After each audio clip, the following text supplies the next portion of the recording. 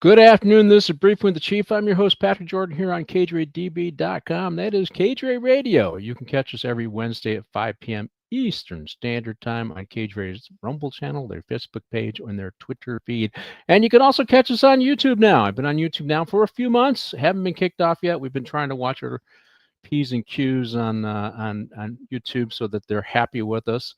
And so far, we've been doing okay. But you can also catch me individually at LASD Jordan on my X handle. I do opine about a lot of different things on X.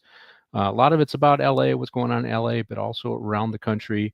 And I participate in Spaces, political theater with Walter Kurt. If you're monitoring me on Twitter, I haven't been on there for a couple weeks. I'm going to start jumping back on because I've been traveling and I've had other things going on. And I hope you guys, as the holidays are coming up, a lot of you guys are going to be traveling. Make sure you're safe when you travel. I'm really happy the gas prices are down, so people got to drive. We'll save a little bit of money, but there's so much going on in these days. Now, we're going to talk about traffic safety. Obviously, that's why I'm talking about traffic a little bit here as my core segment, and we're going to talk a little bit about terrorism. But I want to say that there's really a lot of things going on today. I mean, we had the shooting at Boston University, which apparently don't have a suspect identified or in custody yet. I mean, they got somebody in custody for the J6 bombing. So we're seeing a lot of really good work being done by the FBI and the DOJ in keeping us safe and focusing on what I thought were the priorities that we're not focused on under the Biden administration. They tend to lean. I felt like they went after their political enemies in the national domestic terrorism plan that Biden had put out. It seemed to focus on anything that leaned right, and that's what their DOJ did. And I mean, Jack Smith was getting questioned on the Hill today in the House and about his actions as a special prosecutor going after Trump. And I just feel a lot of this stuff is starting to break loose. A lot of the information is starting to break loose. But I also think that the FBI and the DOJ are on the right path in keeping us safe and disrupting this attack that I'm going to talk about a little bit, and quickly taking Charlie Kirk's suspect into custody and prosecuting that case, and identifying the J6 bomber. I think it won't be long before we get the shooter at Boston University. Now you can see the power going in and out a little bit here. I'm actually on generator power.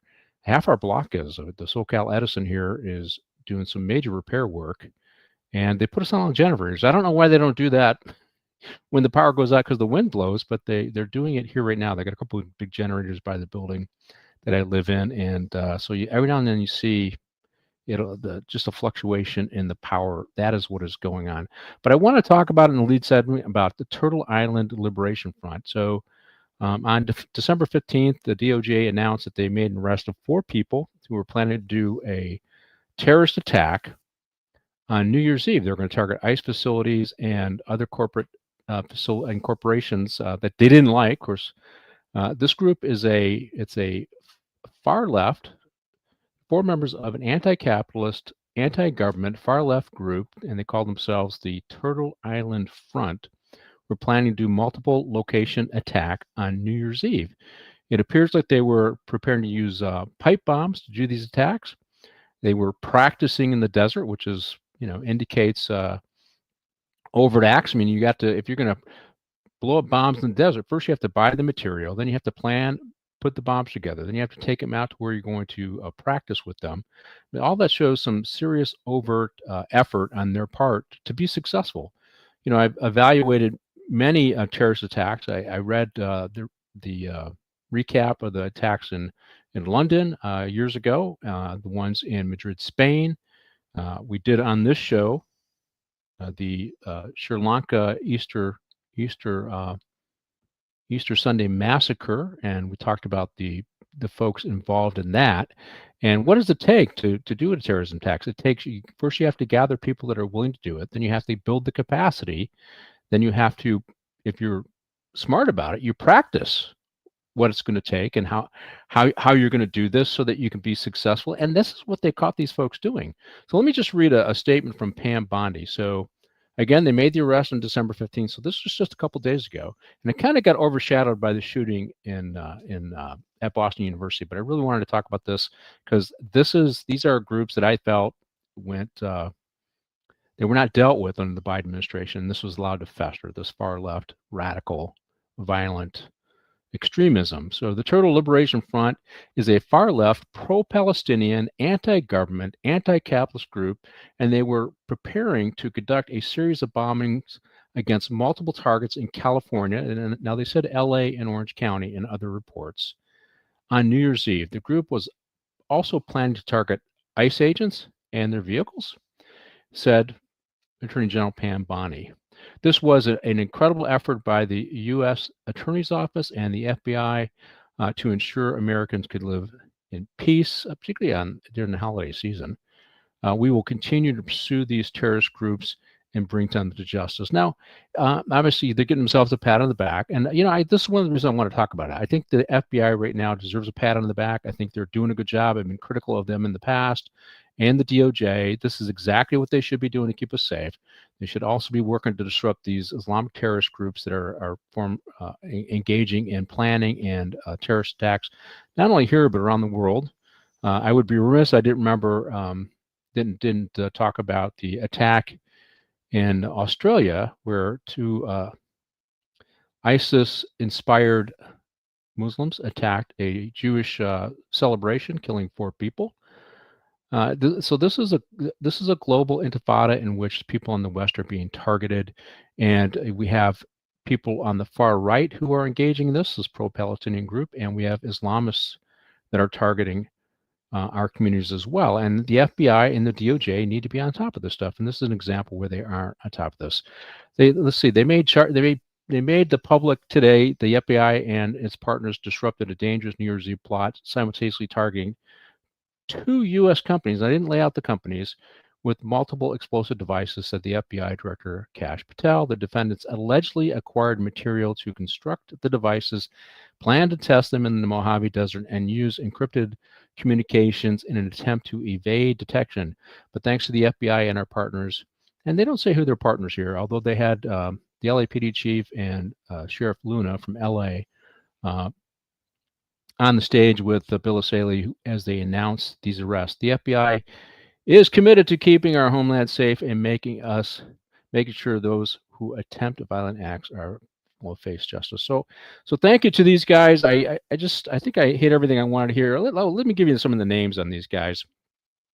First, the suspects, the ones that were arrested in California, were Aubrey Lynn Carroll, Zachary Aaron Pace, Dante Gaffield, and Tina Leah, L-A-I, and they arrested a 5th suspect after those arrests were made, Micah James Leganon in Louisiana. Apparently, he was going to do some attacks in Louisiana, and simultaneous with the ones that were going to happen in L.A. So congratulations to the FBI and the Justice Department for doing their job. I really want to give them a pat on the back. I've been critical of these guys in the past, but I think that they're on the right path. They're prioritizing the right things. They're focusing on what they need to deal with to keep us safe, and that is the number one responsibility of government, which makes my next story just to me it's just outrageous. Now we did it is about traffic safety, and we start out with traffic safety in California, and I did a show on traffic safety. I did a show where we talked about there's been a dramatic increase in fatalities and serious injuries around the country, not just here in California, but around the country with the defund the police movement.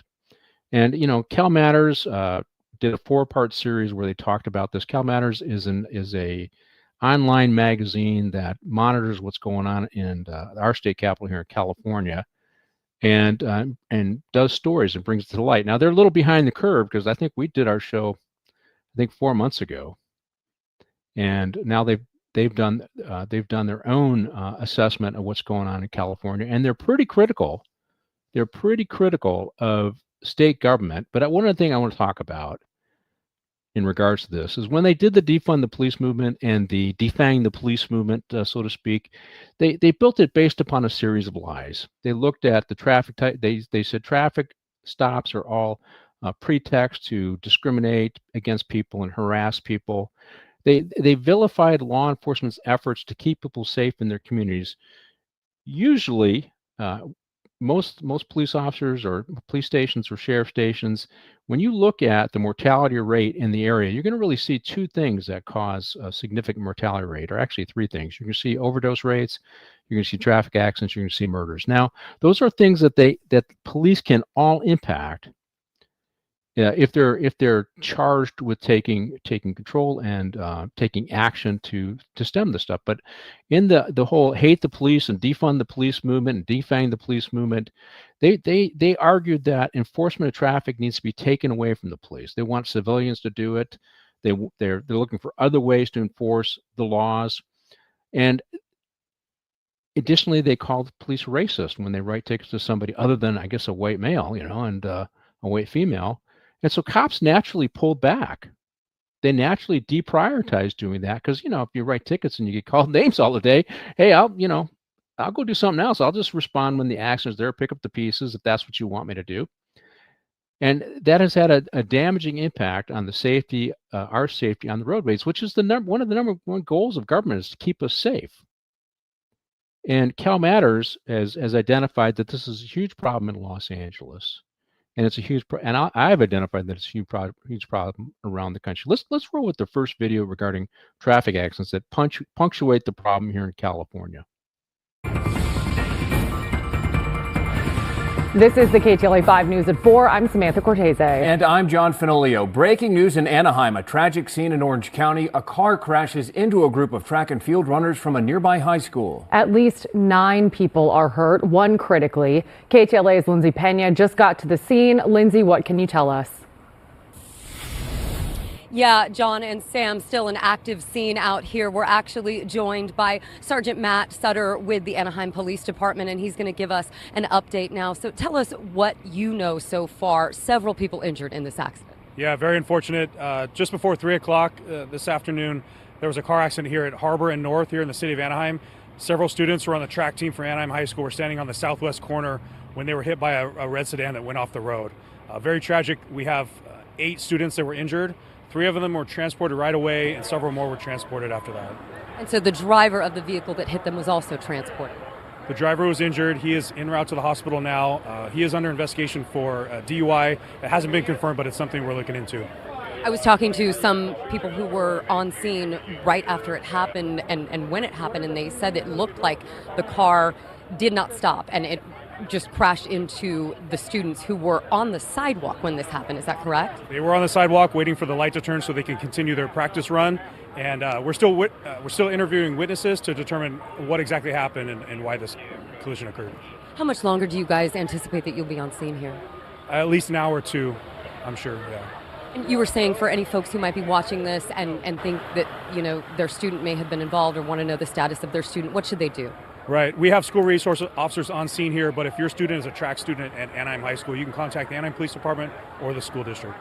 And lastly, what leads you to believe that this may be a DUI-related crash? That's under investigation. Any major crash like this, we're going to do a DUI investigation regardless, just to rule everything out. But there are some objective signs that may indicate that he was under the influence, but we're still trying to figure that out. And you were saying you don't have an update on the status of the people who were transported? No, they have varying degrees of injuries. 3 were transported immediately. Several more were transported, a delayed transport, they call it. And at least 1 student in critical condition right now that we know? Yeah, I asked, we're not worried about any fatalities at this point, but you never know. It's still early on. We're very concerned about the students that were hit.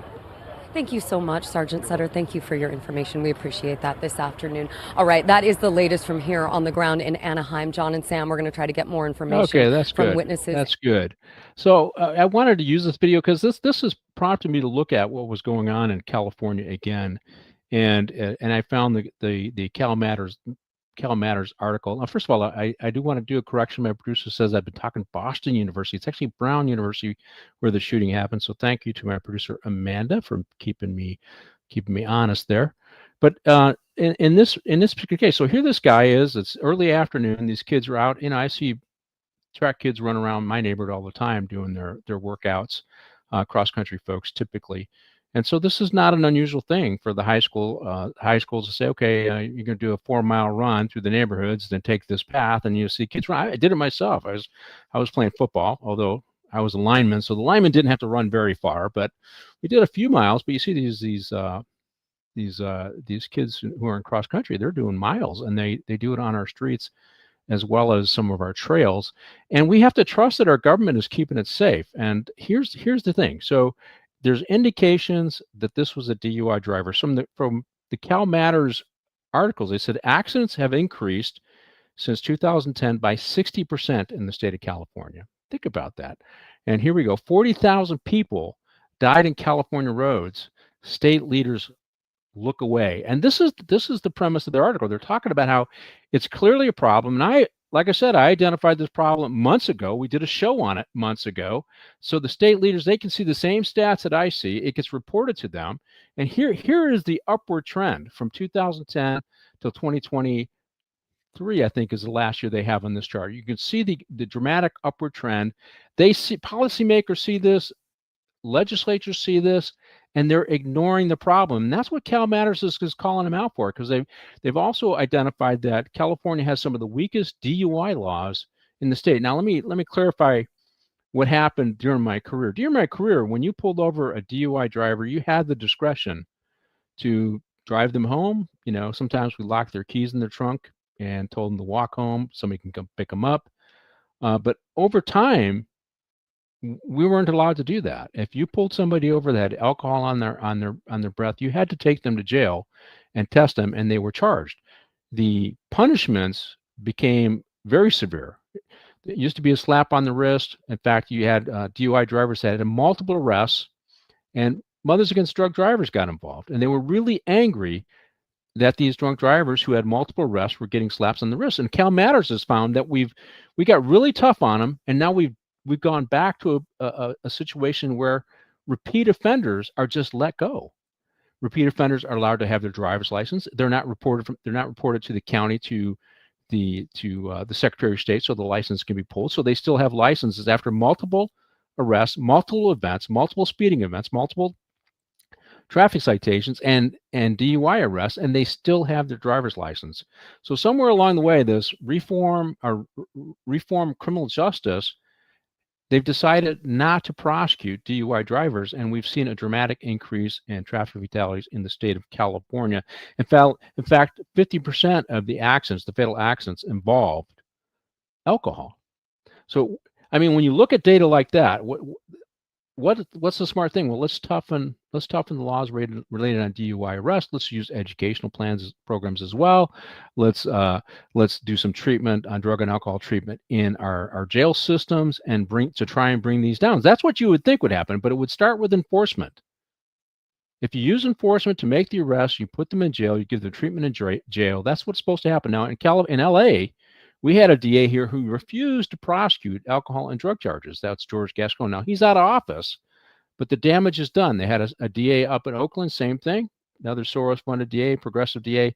She's out of office now, but this upward trend has very much to do with the weakening of the laws in our state and the failure of progressive prosecutors to prosecute DUI suspects and hold them accountable, or encouraging police to give citations. Because here's the thing, a DUI driver, before you get him drunk, there's going to be other ways to take him to jail. And let me talk about this experience. When I was a new lieutenant, I was sent to Compton, the Compton Sheriff Station. There's a city of Compton in LA County. It was a very dangerous area when we got there. We got things under control, but we took over their police department. And they had about 100 murders a year. Yeah, that's right. If you have substance abuse issues, you can see at the bottom of the screen, just call 1-800-662-HELP and get some help here. But here's what was going on in Compton. They had about 100 murders a year, and they had 100 traffic fatalities a year for a city of about 100,000 people. That's a lot. In fact, Compton was, I think, in the top 20 in terms of murder per 100,000 when we took over. Now, we cut that murder rate in more than half. But the mortality rate related to accidents, we cut that by 90% simply by enforcing traffic laws. And here's the thing about it.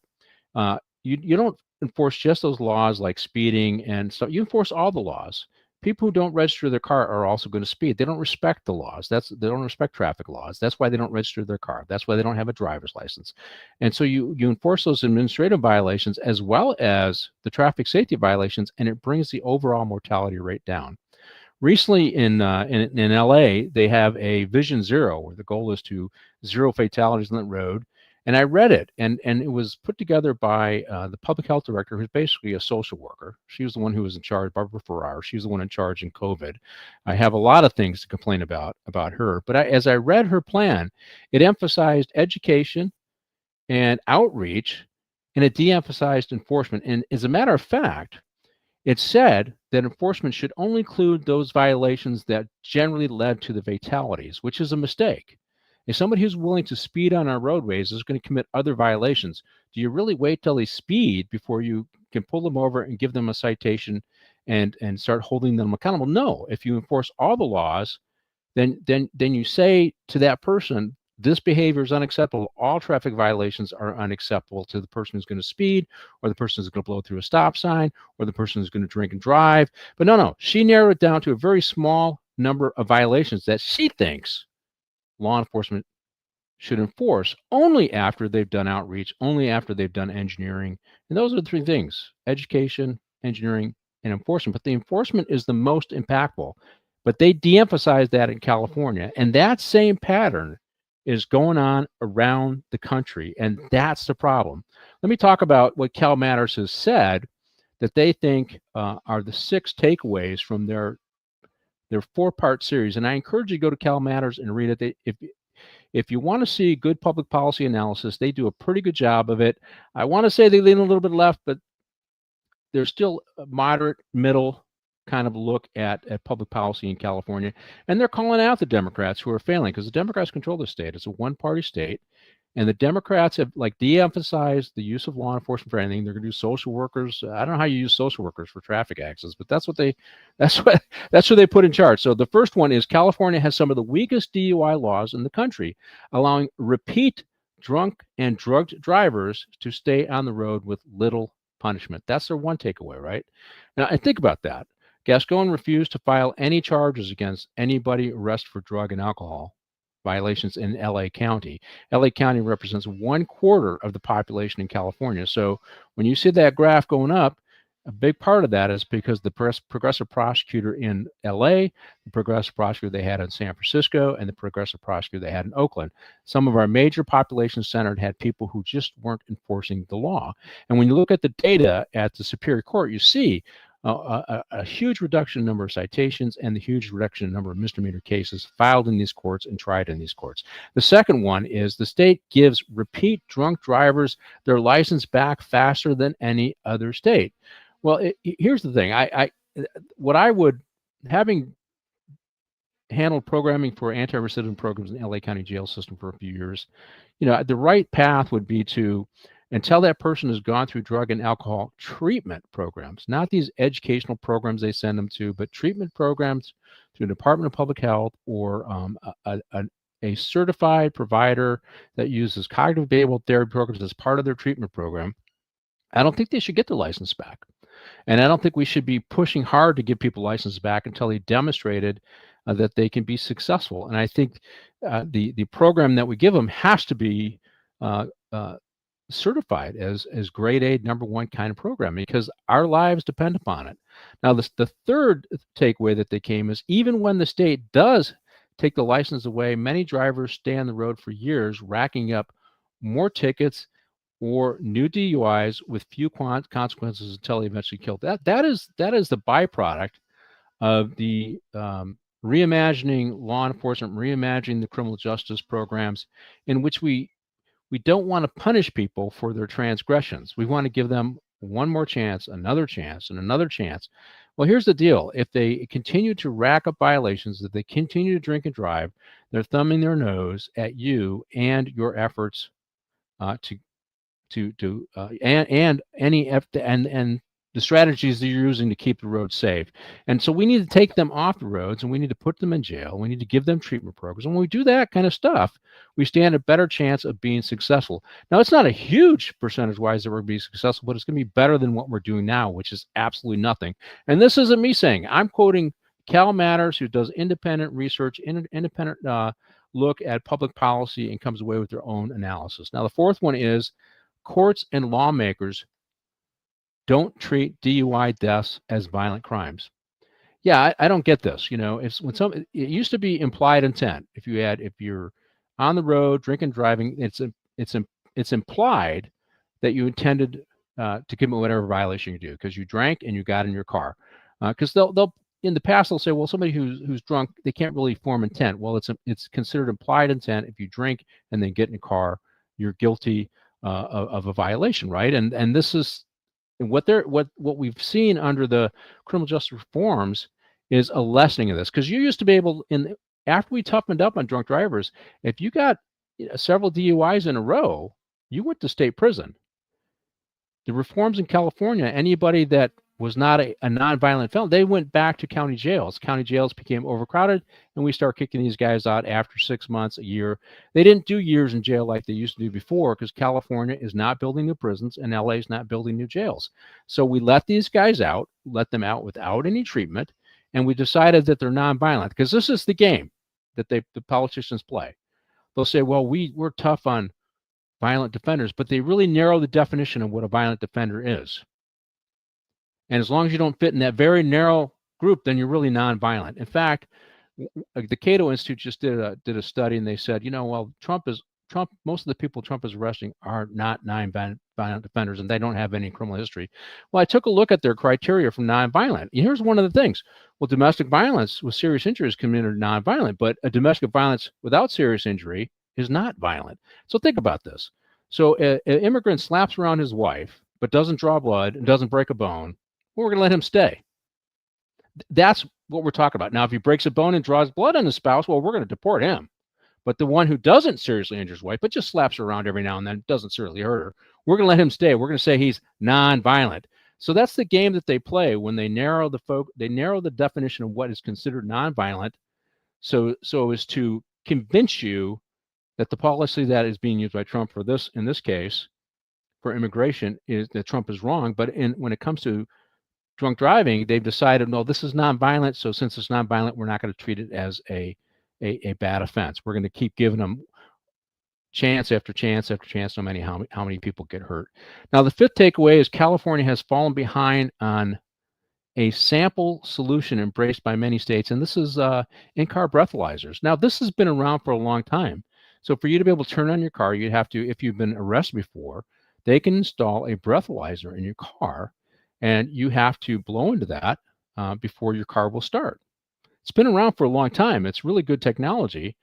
But of course, the ACLU and others have jumped in and said, no, that's an unfair burden to those people who can't. Well, if they're drinking and driving and they've created the situation, I don't see that it's an unfair burden. It's an unfair burden for us. Because here's the thing. The ACLU and all these other people who do this criminal justice reform, they've decided that the community is collectively responsible for the failures of the criminals, not the individual criminal. So if he's committed multiple violations of DUI arrest, it's too expensive for him to have that device in his car.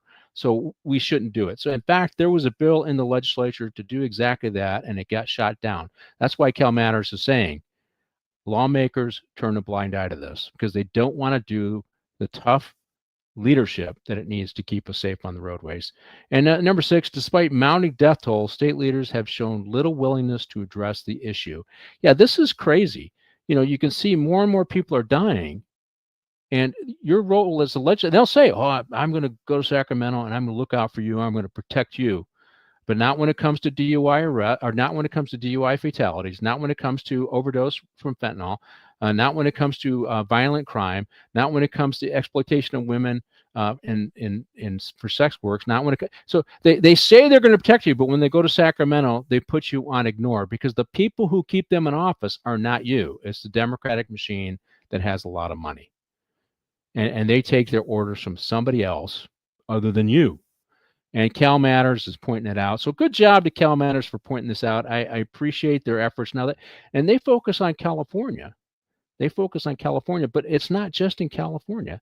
This is also around the country. And I got a video from Chicago, Cook County, Illinois. So let's roll with that video. This is a fatal multi-vehicle car crash, and it blocked the expressway for 8 hours. It happened around midnight in the northbound lanes of I-57 near 119th Street. So this is the West Pullman neighborhood.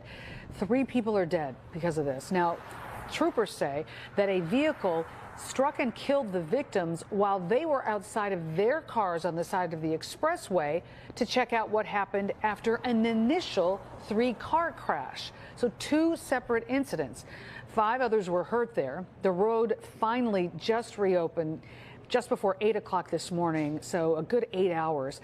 A reminder from emergency crews, stay in your car if you're in an accident. Keep your seatbelt on, even if it's a minor crash. It's very dangerous on the expressway.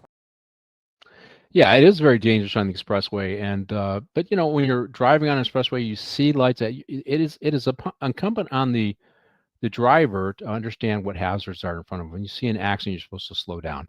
Now, it's unfortunate these fatalities happen, but it just goes to show you that the fatalities are occurring around the country. Had we been writing citations on speed, like here's the chart for Cook County, Illinois, or Chicago. As you can see, it is an upward trend, very much like the one from California. You can see from, I think, 2010 all the way, I think this chart goes to 2023. Now, it's got a little bit of a dip, but that's still an upward trend.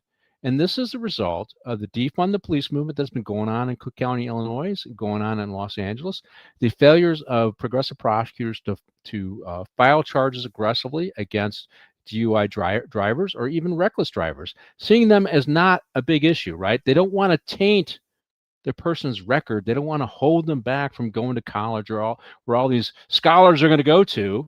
So they don't want to give them citations. They don't want to bring them into court. They just give them a slap on the wrist. This is one of the reasons why I believe you're seeing these increased accidents around the country, particularly in blue states, in blue counties, where you have progressive DAs. Now, Cook County for 8 years had Kim Foxx. Now, that's recently changed. They have Eileen O'Neill Burke. Judge Eileen O'Neill Burke was elected recently to the Cook County State's Prosecutor's Office. And I'm sure she's prosecuting as much as she can, but she's not getting the financial support that she needs, I'm sure, to do her job. But so you can see this trend. So you see it in California.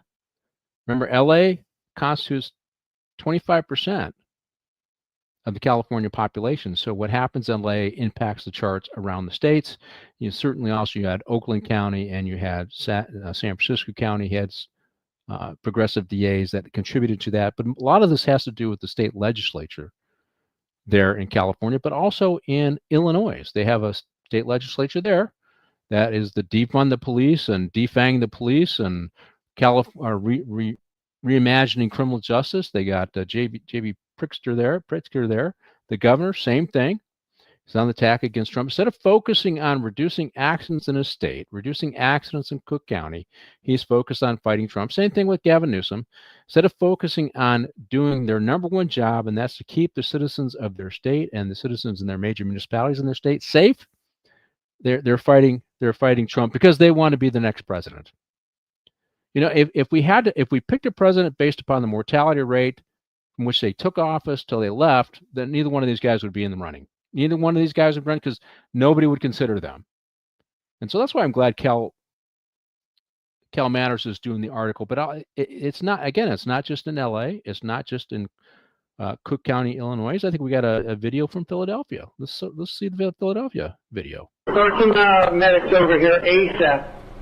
Well, this violent crash leaves one person dead in the East Oak Lane section of Philadelphia, and police say 2 people are now in custody and that the pair were driving a stolen car before the accident. CBS Philadelphia's Ray Strickland has reaction from neighbors who say the intersection has been a dangerous problem for a very long time.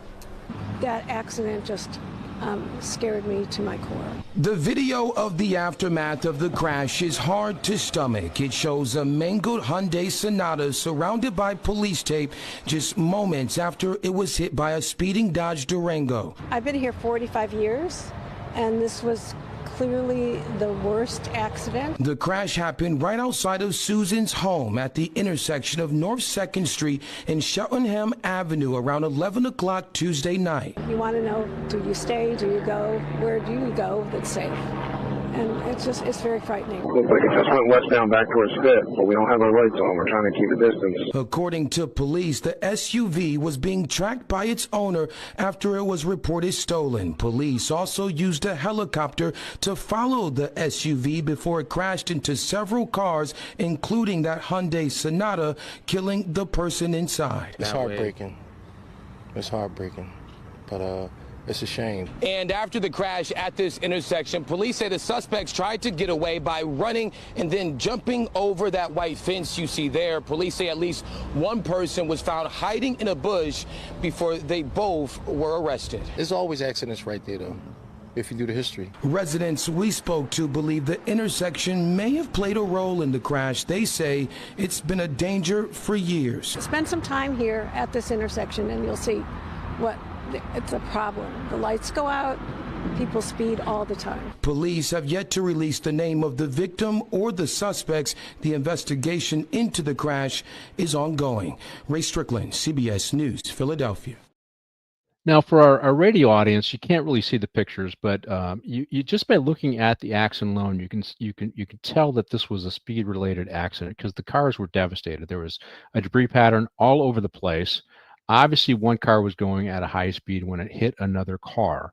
If you have a low speed impact, obviously you don't have a huge debris pattern. But when you have a huge debris pattern like they had, I can't say because I'm not a traffic expert, but I would put them at going at least over 50 miles an hour.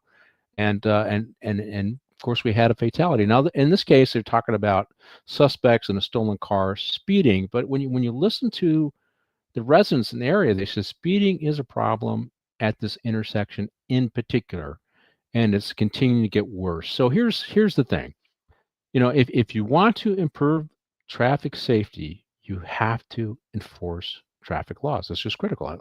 Like I said, there are 3 ways that you can do it. It's engineering, so they could engineer that intersection a little differently, and education. They could talk to folks about slowing down at the intersection. They could put a speed bump in. There's other things they could do.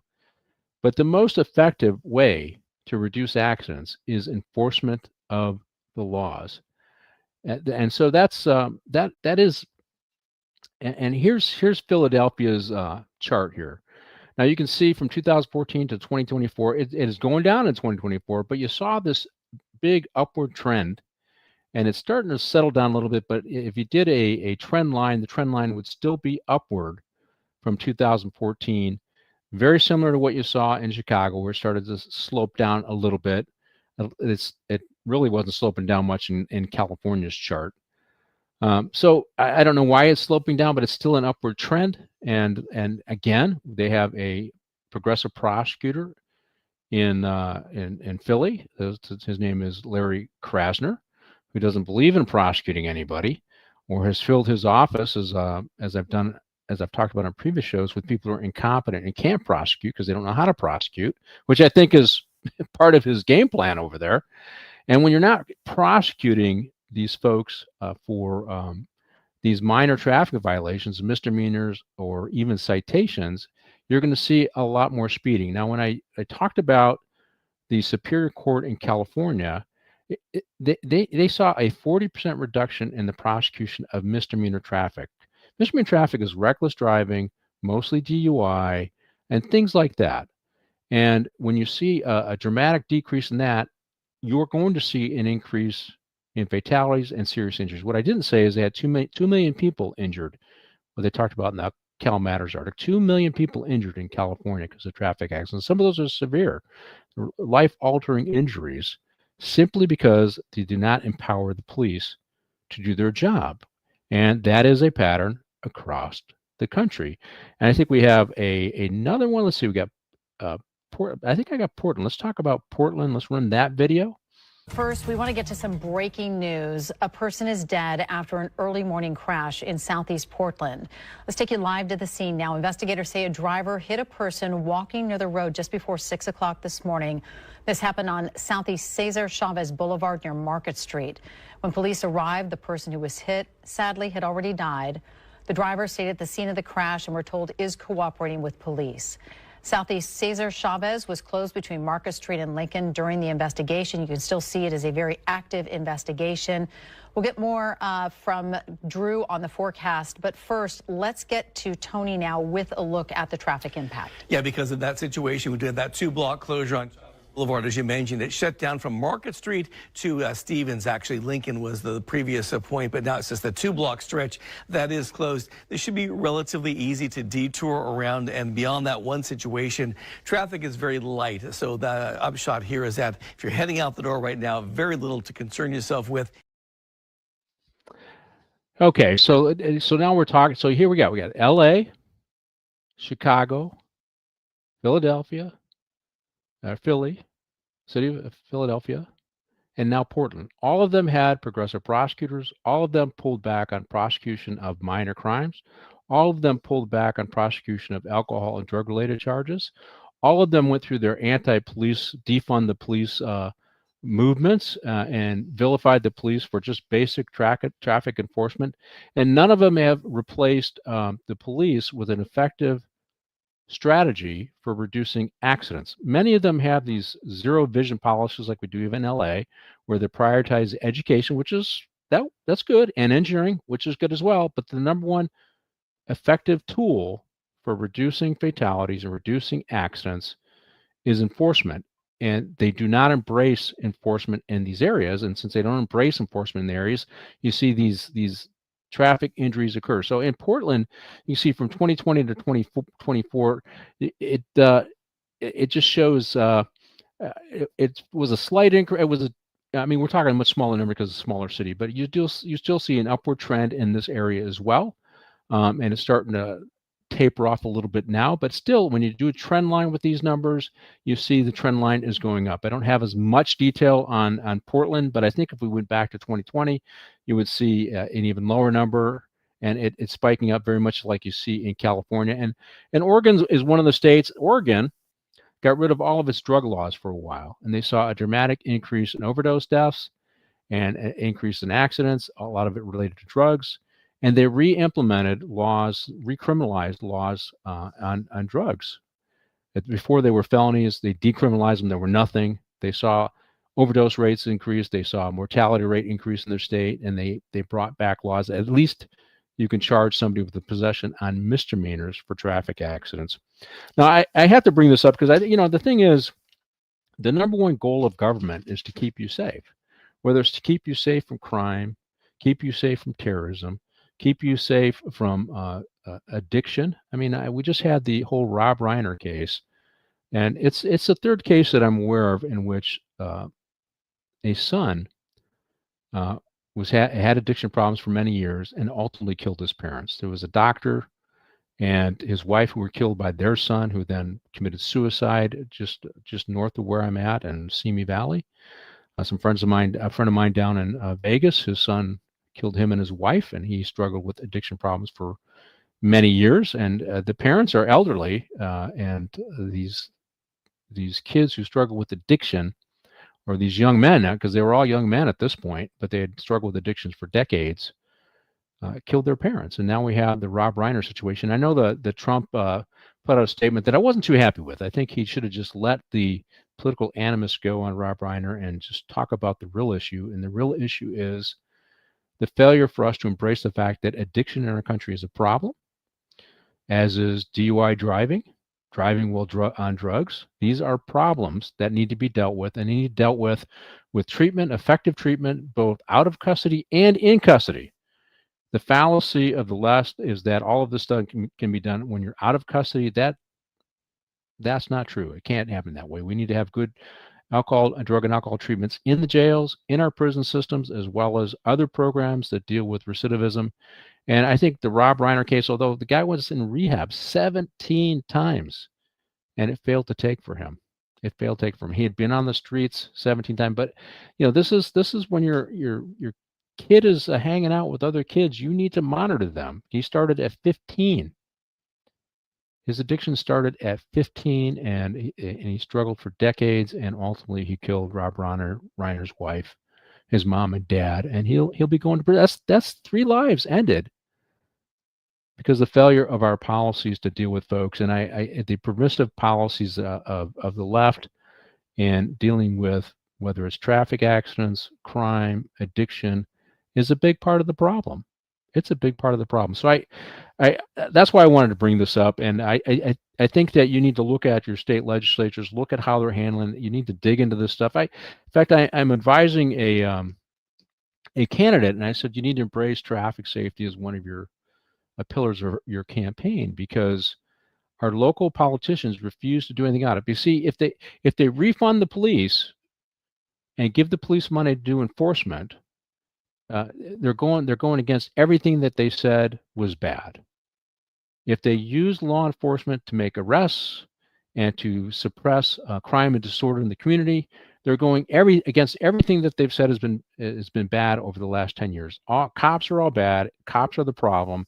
That's why you have high crime. That's why you have murders. That's why you have all that. This is the nonsense they were saying, instead of cops being the ones who suppressed the violence, who kept social and disorder in check so that you could live a good and safe life. And so in addition to your neighborhoods being out of control because of homelessness, in addition to overdose deaths because of fentanyl, and you have to deal with how safe are your roads now. In California, not very much. Same with all these other places around the country. So hey, that's kind of my show for today. So I'm going to kind of talk about some other stuff that I wanted to talk about. And it's we got the holiday season coming up. I want to make sure everybody is safe on the roadways. One of the things I track is our fuel policy in this country. And I was in Colorado visiting family for a holiday event. I go early before Christmas and meet some of my family over there. $2.70 a gallon in Colorado. I'm back in California, and it's $5 a gallon for mid-grade here by where I live at. And as I look around the country, I see fuel prices dropping all across the country, except in blue states, particularly in California. Recently, one of the major oil refineries in California said that they're going to close down. They are going to close down, and that would be another 9% of the oil refinery capacity in California, which means then we have to ship oil in from somewhere else, which means we're looking at increased costs well above $5 a gallon. So I bring this up because it's one of those frustrating things. It hurts the people who are poorest in our community. It hurts the people on fixed incomes. In fact, I have a lady that lives nearby me. She stops and talks politics. She's completely on the other end of the spectrum than me. She's very liberal, but she wants to hear what I have to say. And I pointed out of the energy policies in the state and how it's hurting those on fixed income. She goes, well, that's me. I go, well, and then I explained to her what's going on. She goes, well, why are they doing that? I said, because they don't really care what happens to you. That's why they're doing that. And so I bring that up because I think Trump has given everybody kind of a Christmas gift as he encouraged the Saudis to pump more oil, as he encouraged more exploration and pumping oil in the United States. It is helping many of those states who have good energy policies to reduce their energy costs, both at the pump and their electric bills. And we have a lot of blue states who are resisting that, and they continue with their policies that hurt people. And I think that you have to look at what is going on in your state, particularly in the state of California, the energy policy, because I do believe in California their goal is to actually take over production here and take over as much of the energy infrastructure as they can, and eliminate all fossil fuels, no matter how much it costs you. And this isn't a Democrat thing. This is a far right or far left Democrat proposal. This isn't. Moderate Democrats don't think this way. In fact, I had Robert Lucero on the show. He's running for the 34th district here in California. He's a moderate Democrat, and he suggested that we need to reevaluate our energy policy because energy is too expensive in California. We're running at 31 cents per kilowatt hour. Versus Texas, that's 11 cents per kilowatt hour. And it's time for the people in state governments here in California, Washington State, Oregon, Nevada, Illinois, New York, and these other blue states to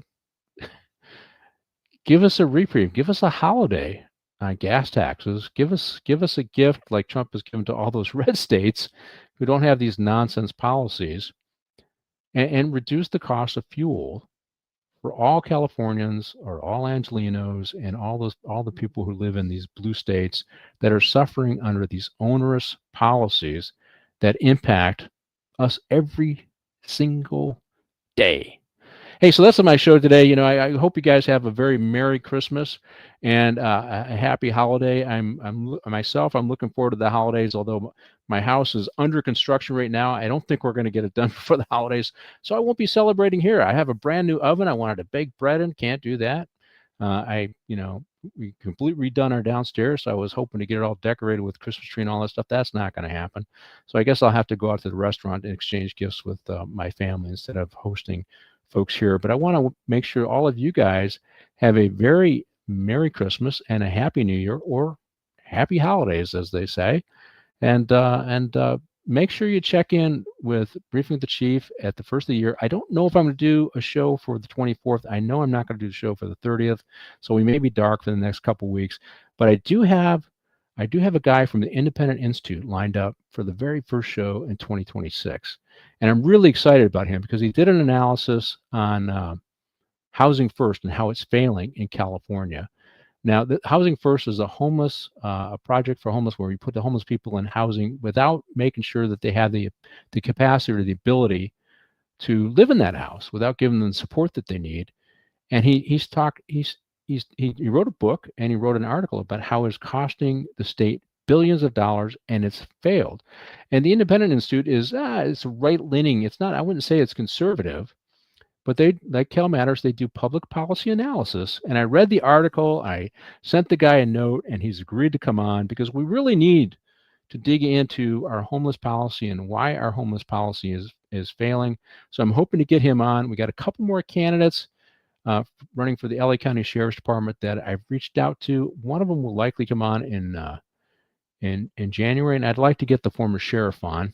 He committed, then he uncommitted. Alex Villanueva, see if we can't get him on and talk about public policy in Los Angeles.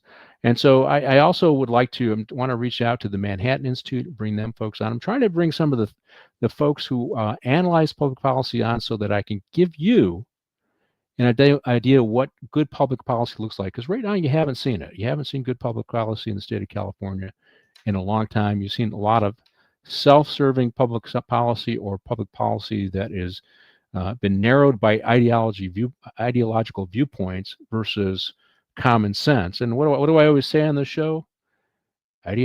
Ideology never makes for good public policy. So I got to reach out to those folks who analyze the public policies, identify the failures, and then give us a roadmap to a better public policy in the state of California. That's my goal in 2026.